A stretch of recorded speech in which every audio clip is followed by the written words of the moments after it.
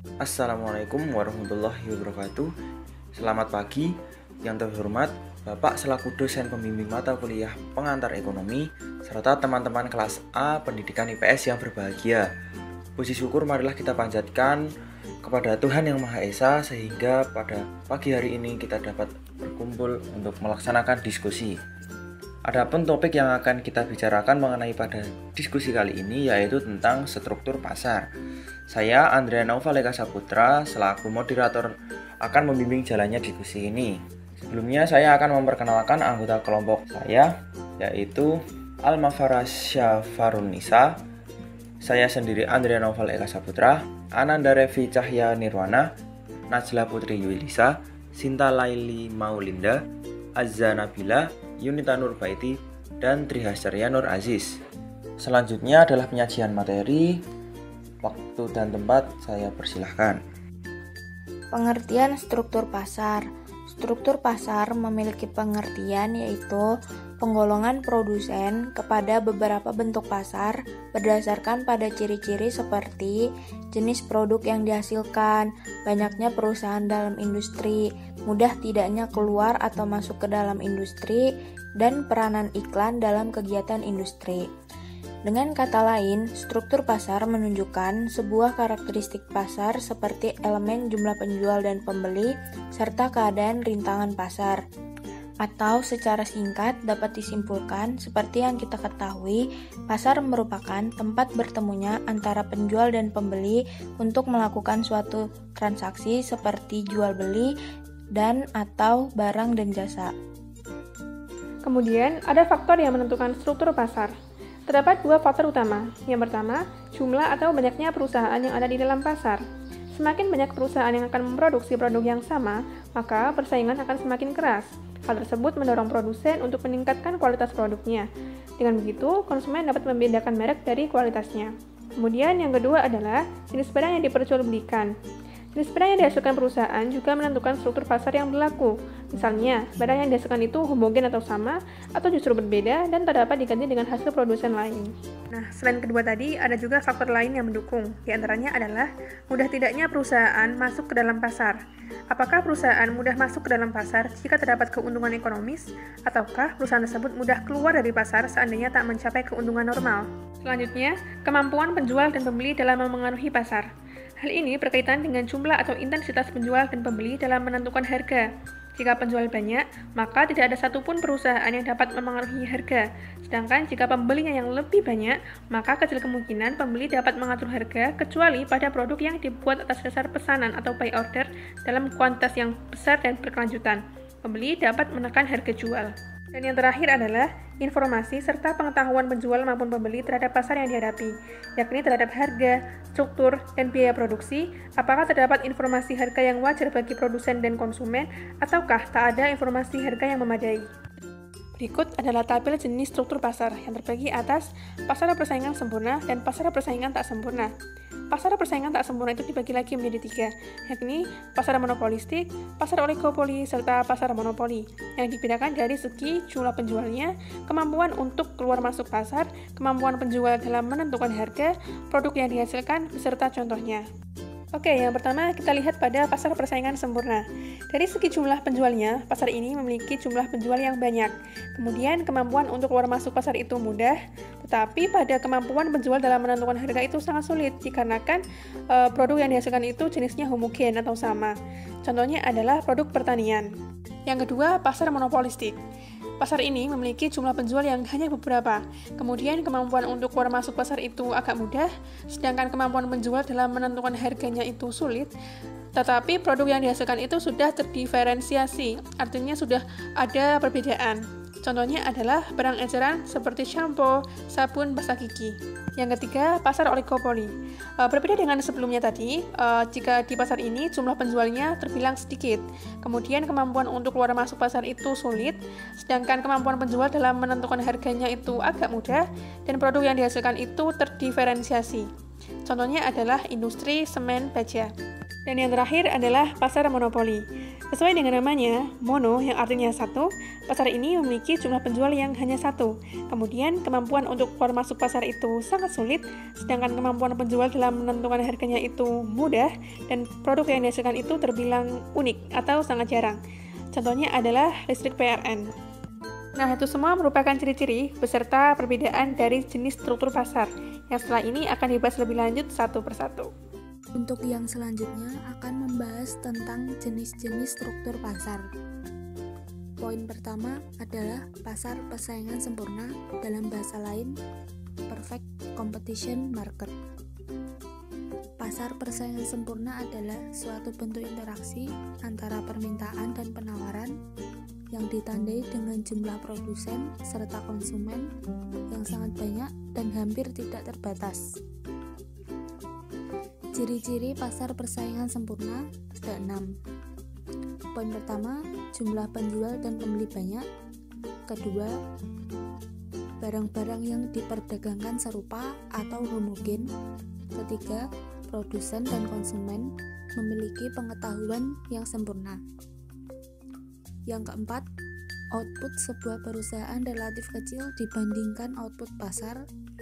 Yang kelima, perusahaan menerima harga yang ditentukan pasar. Dan yang terakhir, keleluasan masuk keluar pasar. Selanjutnya yaitu kelebihan dan kekurangan pasar persaingan sempurna. Kelebihan: 1. Tidak memerlukan adanya iklan. 2. Tidak tampak kegiatan saling menyaingi antar penjual. 3. Adanya satu harga. 4. Kepuasan konsumen maksimal karena bebas menentukan pilihan. 5. Kepuasan produsen juga maksimal karena bisa menjual barang sebanyak mungkin. Kekurangan: 1. Tidak adanya pilihan bagi konsumen untuk memilih barang karena semua sama dan sejenis. 2. Pekerja menerima gaji atau upah yang rendah. 3. Perusahaan tidak mempunyai anggaran untuk mengadakan penelitian karena dalam jangka panjang hanya memperoleh keuntungan normal. Pasar persaingan tidak sempurna. Pasar persaingan tidak sempurna adalah bentuk pasar di mana jumlah antara pembeli dan penjual tidak seimbang. Bentuk-bentuk dari pasar persaingan tidak sempurna yaitu pasar monopoli, pasar oligopoli, dan pasar monopolistik. Yang pertama, pasar oligopoli. Pasar oligopoli merupakan interaksi permintaan dan penawaran antara beberapa penjual yang menguasai pasar. Ciri-ciri pasar oligopoli. Yang pertama, terdapat beberapa penjual yang menguasai pasar. Yang kedua, jenis barang diperjualbelikan homogen. Dan yang ketiga, terdapat penjual menjadi price leader yang memiliki kekuatan besar dalam menentukan harga jual dan akan diikuti oleh penjual lainnya. Kelebihan pasar oligopoli. Yang pertama, terdapat berbagai jenis produk. Yang kedua, tidak ada persaingan harga. Dan yang ketiga, terdapat persaingan produk dengan kualitas tinggi. Kekurangan pasar oligopoli. Yang pertama, menimbulkan persaingan yang tidak sehat. Yang kedua, banyak iklan relatif tinggi. Dan yang ketiga, harga barang cenderung tinggi karena produsen lebih berorientasi terhadap keuntungan. 2. Pasar monopoli. Pasar monopoli didefinisikan sebagai suatu penguasaan atas produksi atau pemasaran barang atau penggunaan jasa tertentu oleh satu pelaku usaha di mana hanya terdapat satu penjual yang menguasai pasar atau juga bisa diartikan hanya terdapat satu perusahaan saja. Ciri-ciri pasar monopoli. 1. Pasar monopoli adalah satu perusahaan. 2. Tidak terdapat barang pengganti yang mirip. 3. Dapat mempengaruhi penentuan harga. 4. Promosi iklan kurang diperlukan. Dampak positif pasar monopoli. 1. Meningkatkan produksi secara massal. 2. Kesejahteraan karyawan relatif lebih baik. 3. Aktivitas bagian penelitian pengembangan perusahaan lebih diperhatikan. Kemudian dampak negatif. 1. Ketidakadilan karena monopoli memperoleh keuntungan di atas keuntungan normal. 2. Mengenakan harga lebih tinggi daripada harga kompetitif. 3. Terjadi eksploitasi monopolis terhadap pemilik faktor produksi dan konsumen. Pemecahan masalah. 1. Memberi izin kepada perusahaan baru. 2. Pengenaan pajak. 3. Menambah penawaran barang dalam negeri. 4. Kebijakan antitrust yang berupaya mencegah monopolis. C. Pasar monopolistik.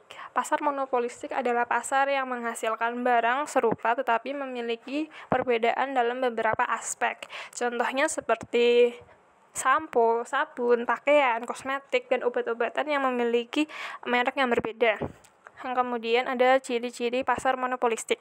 Yang pertama, terdapat banyak penjual. Yang kemudian, barang bersifat berbeda corak. Yang ketiga, perusahaan memiliki sedikit kekuasaan dalam mempengaruhi harga. Yang keempat, relatif mudah untuk masuk ke dalam industri atau pasar. Yang kelima, persaingan promosi penjualan yang sangat aktif. Kemudian kelebihan.